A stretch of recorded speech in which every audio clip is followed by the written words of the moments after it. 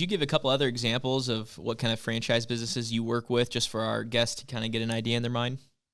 Yeah, gosh, I mean, going across industries, I'd say one that we've done a couple of placements with recently outside of property services would be senior home care. We've got Mhm. a great one out there that the founder had actually built a 700 location senior care business prior to this, and he said, Wow. "Hey, Wow. it's a crowded market, but there's great demographics. Everyone's getting older. They want to age in place at their homes." And there's a better model to be had, a better mousetrap. And so he put together this model, and it's just, I won't go down a rabbit trail here, but that's an example.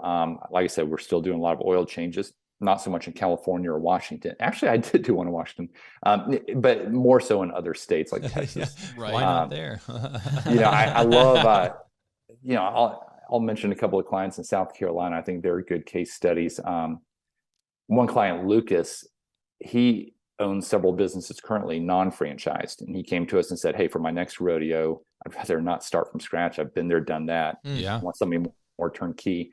He bought a dumpster business, great dumpster business that's just gained huge market share every market they've gone into.